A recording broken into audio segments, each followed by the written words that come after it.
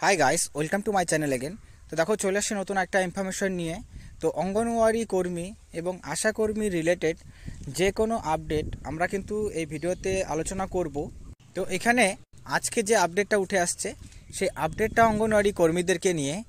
তো এখানে যে বড় ঘোষণাটা বলা হয়েছে সেখানে বেতন বৃদ্ধি নিয়ে, ঠিক আছে, এবং তার সাথে সাথে কত টাকা করে মাসে বৃদ্ধি করা হবে এটাই আমরা এখানে আলোচনা করব। আরেকটা বিষয় বলি, যে যে কোনো রাজ্যেরই আপডেট হোক না কেন, অঙ্গনওয়াড়ি কর্মী রিলেটেড সেটা কিন্তু বাকি রাজ্যগুলোতেও এটার প্রভাব অবশ্যই পড়ে। সেই ক্ষেত্রে যে রাজ্যেরই হোক আপডেট, সেই আপডেটটা কিন্তু আমরা এখানে আলোচনা করি, কারণ আমরা জানি যে অঙ্গনওয়াড়ি কর্মীদের যে স্যালারিটা দেওয়া হয়ে থাকে বা অনারিয়ামটা যে দেওয়া হয়ে থাকে সেটা কিন্তু পুরোপুরিভাবে রাজ্য সরকার, কোনো পার্টিকুলার রাজ্য সরকার তরফ থেকে দেওয়া হয় না।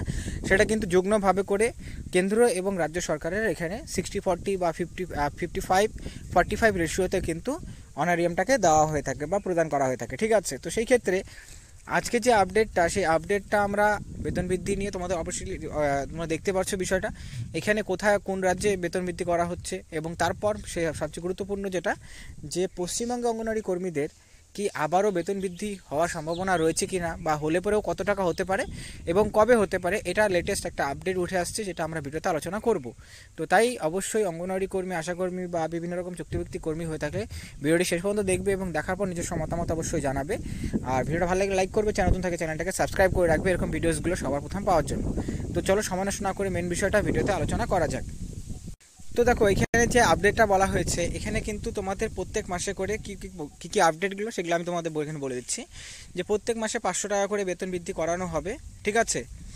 আর এছাড়াও বলা হয়েছে যে প্রত্যেক মাসে অঙ্গনওয়াড়ি কর্মীদের যে অনারিয়ামটা সেটা 10,000 টাকা করে করা হবে। আর পশ্চিমবঙ্গের জন্য যদি বলা হয়, পশ্চিমবঙ্গে কিন্তু এখন অঙ্গনওয়াড়ি কর্মীরা অ্যাপ্রক্সিমেটলি 9,000 টাকা করে কিন্তু তারা পাচ্ছেন, ঠিক আছে। কারণ হচ্ছে কিছুদিন আগে বেতনটা বৃদ্ধি করা হয়েছিল, আমরা জানি অবশ্যই। তো সেই ক্ষেত্রে এখন 9,000 টাকা করে কর্মীরা পাচ্ছেন। আর এখানেও বলা হয়েছে যে 10,000 টাকা করে, ঠিক আছে, 1,000 টাকা করে এখানে ইনক্রিমেন্ট করা হচ্ছে। তো যদিও কিনা এটা অন্য রাজ্যের, আমি পশ্চিমবঙ্গ নিয়েও কথা বলছি। তো সেই ক্ষেত্রে এটা কী কী বলা হয়েছে সেটা আগে দেখছি। এবং এছাড়াও কিন্তু অঙ্গনওয়াড়ি যে কর্মী, যারা মিনি অঙ্গনওয়াড়ি কর্মী রয়েছেন তাদেরকে কিন্তু 400 টাকা করে প্রত্যেক মাসে বৃদ্ধি করে 7,000 টাকা করে দেওয়া হবে, এটার ঘোষণা করা হয়েছে। এবং এছাড়াও কিন্তু অঙ্গনওয়াড়ি যে সহায়িকারা রয়েছেন, অঙ্গনওয়াড়ি সহায়িকাদের 300 টাকা করে বৃদ্ধি করে 5,500 টাকা করে কিন্তু বেতন নতুন করে দেওয়া হবে, এটা বলা হয়েছে। তো দেখো, প্রত্যেকটা রাজ্যতেই বেতন বৃদ্ধি যেভাবে করে হচ্ছে, ঠিক আছে, কিছু কিছু রাজ্যতে এখনও হয়নি, বা কিছু কিছু রাজ্য আছে যেখানে কিন্তু বেতনটা বৃদ্ধি করা হয়েছে।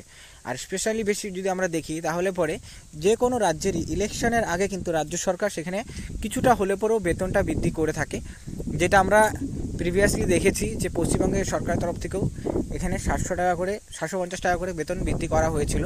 তো এখন নেক্সট কবে বেতন বৃদ্ধি হতে পারে? দেখো, নেক্সট বেতন বৃদ্ধি তোমাদের 2026-এ যে ইলেকশন রয়েছে সেই ইলেকশনের আগেই কিন্তু বেতন বৃদ্ধিটা হওয়ার একটা প্রবল সম্ভাবনা রয়েছে।